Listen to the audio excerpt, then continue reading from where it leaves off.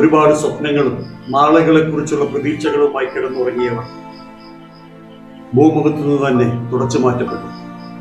ഉറ്റവരെയും ഉടയവരെയും സർവ്വതും നഷ്ടപ്പെട്ട് ഹൃദയം തകർന്നവരുടെ കണ്ണുനീർ മറ്റൊരു പുഴയായി ഒഴുകിയിറങ്ങുന്നു. ഛിന്നഭിന്നമാക്കപ്പെട്ട മൃതശരീരങ്ങൾക്കിടയിൽ ഉറ്റവരെ തിരയുന്നവരും രക്ഷാപ്രവർത്തകർ വാരിക്കൂട്ടിയ ശരീരാവശിഷ്ടങ്ങൾക്കിടയിൽ തന്റെ പ്രിയപ്പെട്ടവരുടെ അടയാളങ്ങൾ തേടുന്നവരും ഇനിയും കണ്ടുകിട്ടിയിട്ടില്ലാത്തവർക്ക് വേണ്ടിയുള്ള നിലവിളികൾ സമാനതകളില്ലാത്ത മുമ്പര കാഴ്ചകളാണ് വയനാട് നമുക്ക് പകർന്നു നൽകുന്നത്.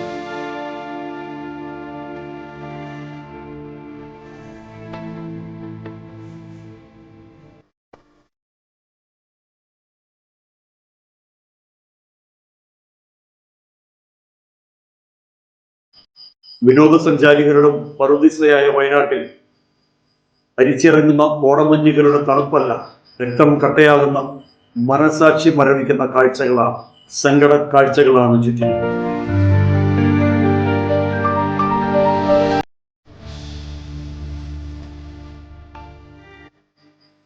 മാതാപിതാക്കൾ നഷ്ടപ്പെട്ട മക്കൾ, മക്കളെ നഷ്ടപ്പെട്ട മാതാപിതാക്കൾ, സഹോദരങ്ങളെ നഷ്ടപ്പെട്ടവർ, ജാതി മത രാഷ്ട്രീയ വ്യത്യാസമില്ലാതെ തോളോട് തോൾ ചേർന്ന് ഏക സഹോദരങ്ങളെ പോലെ കഴിഞ്ഞിരുന്നവർ,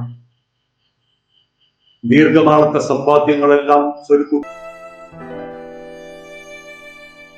വയനാട്ടിലേക്ക് ഒരു സഹായത്തിന്റെ ആവശ്യമില്ല എന്ന രീതിയിലുള്ള സോഷ്യൽ മീഡിയയിലെ സന്ദേശങ്ങൾ ഒരുപക്ഷെ നിങ്ങൾ കേട്ടിട്ടുണ്ടാകും.